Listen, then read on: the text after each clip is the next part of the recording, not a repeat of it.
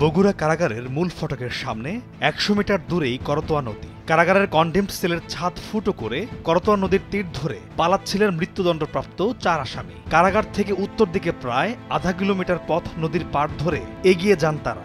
গন্তব্য ছিল নির্মাণাধীন শহরের ফতেহ আলী সেতুর পাশের বাঁশের সাঁকো। এই সাঁকোটি পার হয়ে সাবগ্রাম দ্বিতীয় বাইপাস সড়কে গিয়ে দূর পাল্লার বাস ধরবেন তারা। কিন্তু বাঁশের সাঁকোটি পার হওয়ার আগেই বাগড়া দেয় ফতেহ আলী বাজারের পাশে থাকা একদল কুকুর। রাতের অন্ধকারে মানুষের উপস্থিতি টের পেয়েই ঘেউ ঘেউ করতে থাকে কুকুরের দল। আওয়াজ পেয়ে এগিয়ে আসেন কয়েকজন যুবক। তারা দেখতে পান সাঁকোতে ওঠা একজনের হাতে স্ক্রু ড্রাইভার, অন্যজনের পরনে জেলখানার কয়েদিদের ট্রাউজার। তাদের সবারই শরীর ঘামে ভেজা। একজনের হাত ব্যাগে সিগারেটের অনেকগুলো প্যাকেট। এসব দেখে যুবকেরা সেখানে ৪ জনকেই নানা রকম প্রশ্ন করতে থাকেন। এ সময় ৪ জন নিজেদেরকে রাজমিস্ত্রি বলে পরিচয় দেন।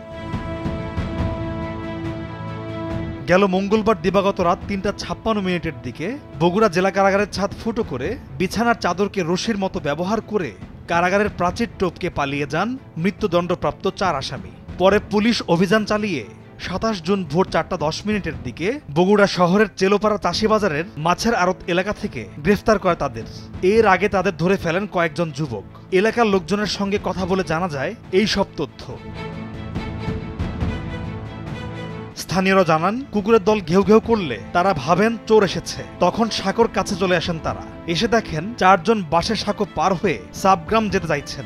লোকজনের জিজ্ঞাসাবাদের মুখে পড়ে তারা বলেন, ঢাকার বনানী এলাকায় একজন ঠিকাদারের কাজ করছিলেন তারা, কিন্তু ঠিকাদারের সঙ্গে বনিবনা না হওয়ায় তাদেরকে মারধর করেন ঠিকাদার। এই জন্য রাতে পালিয়ে যাচ্ছিলেন তারা। সাবগ্রাম বাজারে গিয়ে গাড়ি ধরবেন। কিন্তু এইসব কথা সন্দেহজনক মনে হচ্ছিল স্থানীয়দের। পরে ওই ৪ জনকে শহরের চাষিবাজার সংলগ্ন পার্কে এনে আটকে রেখে ৬ নম্বর ওয়ার্ডের কাউন্সিলর পরিমল চন্দ্র দাসকে খবর দেন স্থানীয় লোকজন। কিছুক্ষণ পর পৌর কাউন্সিলর আটক ব্যক্তিদের পুলিশে দিতে বলেন। অবস্থা বেগতিক বুঝতে পেরে ৪ জনই স্বীকার করে নেন তারা মৃত্যুদণ্ডপ্রাপ্ত আসামি, কারাগার থেকে পালিয়েছেন। তাদেরকে ছেড়ে দেওয়ার অনুরোধ করেন।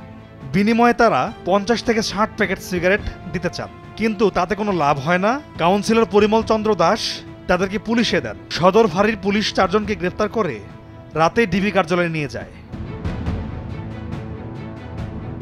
কারাগারের কনডেমড সেলের ছাদ ফুটো করে ৪ আসামি পালানোর ঘটনায় বগুড়া কারাগারের জেলার ফরিদুর রহমান বাদী হয়ে বগুড়া সদর থানায় মামলা করেছেন। সেই মামলায় গ্রেফতার দেখিয়ে কয়েদিদের আজ সন্ধ্যায় আবার বগুড়া জেলা কারাগারে পাঠানো হয়।